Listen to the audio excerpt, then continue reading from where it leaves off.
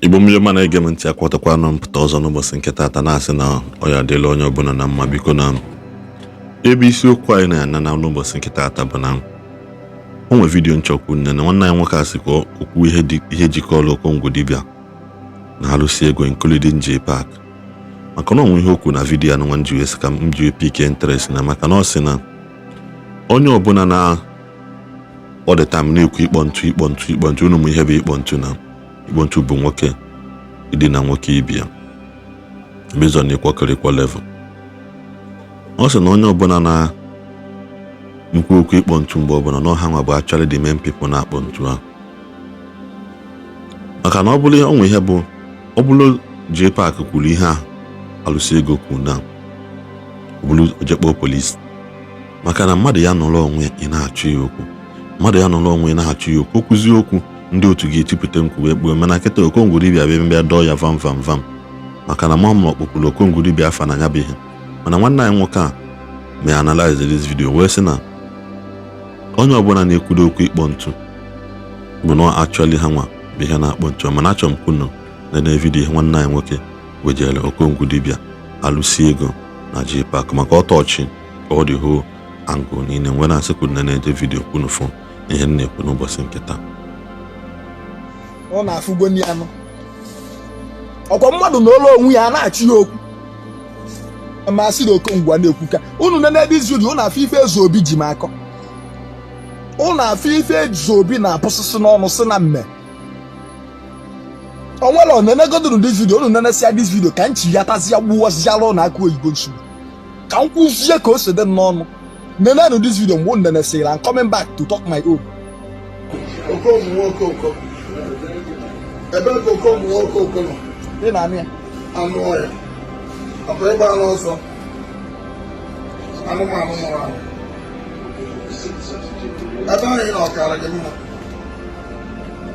akwa ike ga-ehiwego mmiri a ga-akpọrị gị ike ọkwa ị na-achọ ego a ga-akpọrị gị ike anụ m na ị na-agbazi bịa pas ị na-agba ma pampas ehihara si ndị mmadụ tụọrụ gị ego ka ị wee bịa na-egote mmanụ ị na-etore ike akpọrịgo okongwu ike agbara m uru ya ụlọ anya ọbara okongwu ga-ebido mkpọrọzie ka mụ amụghị Ezeobi tụrụ ntị ebe ọbụrụ okpukpe ntọ egwu mara ya onwe ihe mmadụ ya eme gịnị ka ị ka ga-akọ ezi nwoke gafegoro ebe na mmịa okongwu nwoke oko ike ọ na-eyizi mmiri agwa ka echiri m ụmụ gọọmenti dọọ ya aka na ntị n'ụlọ a na-etezi ebesiri mgbe ike na ebe na okooko anya ọ ga-ebido mmerụ ka nwaanyị mara akpọrịgo ike ọbata n'aka ndị ọkpọ ntị anaghị eme ihe okooko nwụrụ anwụ asa aka mmadụ ị ga-ezuzuru bịa aka m chọọ ofu agwa ndị bịa aka mkparịgo ofu onye ka ị gbarụ ụbọ ihe ime ọnịcha ị na-achọ free money n'ezigbo akpọrịgo gị ike onye m na ike m na-eshizi mmiri na m esewego onye okpo ntụ ọma na onye ọ na-arịfe ọkpọ J Park this man ịma na ngwa unu nọ na-achọ okwu na-acha nọ ife m nwe ekwu ọ bụrụ fịa ka agwa ife a na-afịa m ọ narie ife a na zone 13 ọkpọrụ polisi chụwarịgbo onye ọbụla ọ chọwa ndị oyi enye ego ya gbọgbufu mana ọ na-ekwugo nke kịta na-asị nọ ife sọrọ ya ka ọ ga-ekwu na ọ nwere ife na-emenụ nọọ ife sọ ya ka o yi ekwu nke nwanụ gege derisi onye okoko ama na ụfọdụ ndị ga-apụta na-ene m anya ka m kparịkwarị ya mkparị ya ọ bụkwa na m amụrọ ka esi agbawa ọrụ ka m gwazi ya na eziokwu nwa ọbụla m na-agba na dis my app bụ ego ka m na-agba ịma ha ọmarụsịa ya taa nka ya akọrọ na akụkọ on my next post mma akọrọ na akụkọ ka m si wee jee na nke Ezeobi exactly ife mee that day mma piri everything kurie dị wee akpụ Igbo chugbu onye ọbụla mee ka ụnụ ma na this man na-achọ ezigbote okwu Ezeobi anụ m ife ikwu daalụ and mma bịa reply ọkwa na ike m na-ekisi mmiri na ike m na-ehi mmiri ọkwa ụnụ afụgbu ọ na-ehi mmiri ana m awazi bampas ọbụla sọ bampas ma daipa guys na ọsọsọ unu ka apụtadịrị na social media Kenkebo Mbobuna, photo. Wherever there is saga, like when no get sense, now two people, they cause am.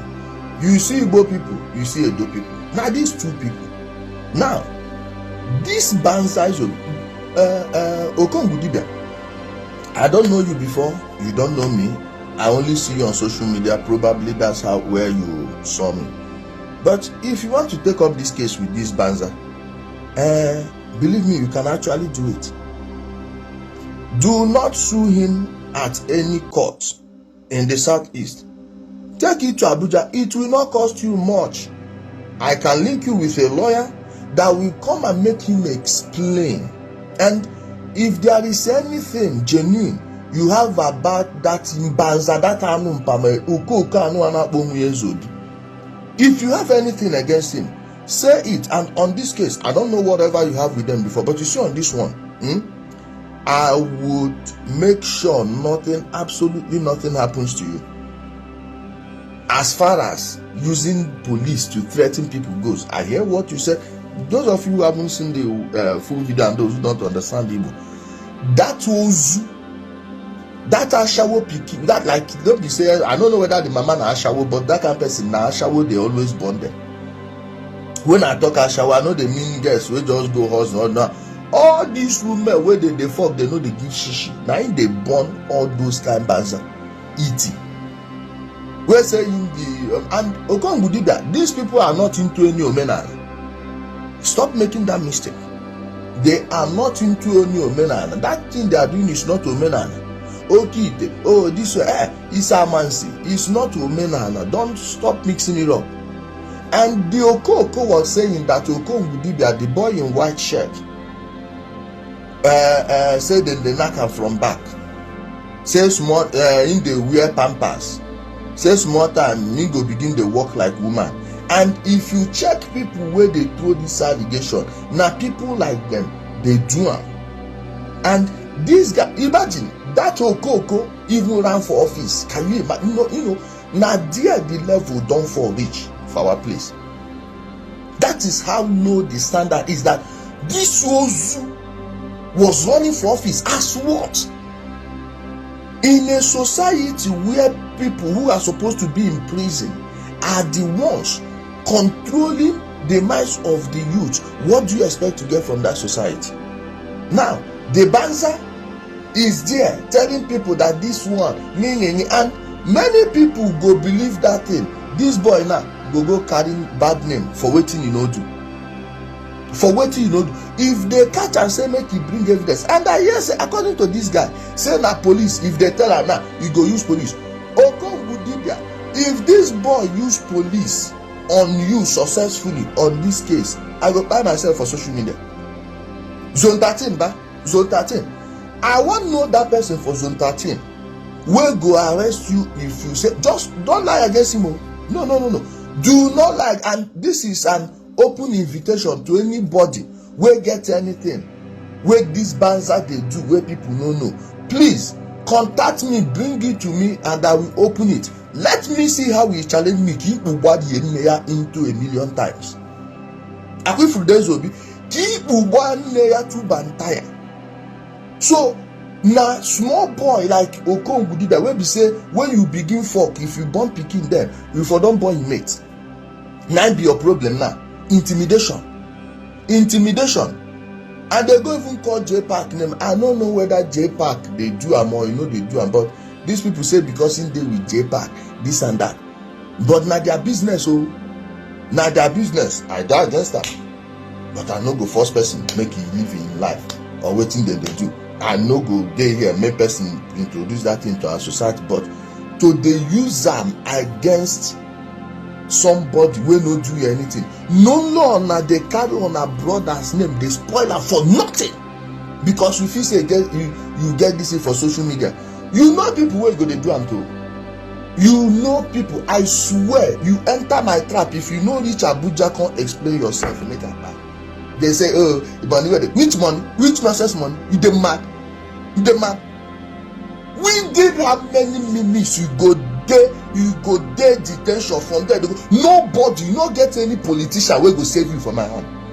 Anybody wey get anything about that banza or you chop your money, contact me, make I open book for am. Then make e call that in zone 13. People body you know Ọmenala dey involved na that thing. Ndara Bob no so no na social media mother man na social media. Also in as Ezeobi obi bi ikwe gi ni Ili there ozu iti. Can no doing Dara just one mad around in this generation. It's in Nabu this generation on. You the tell me say they no cause this generation of Ndi Igbo.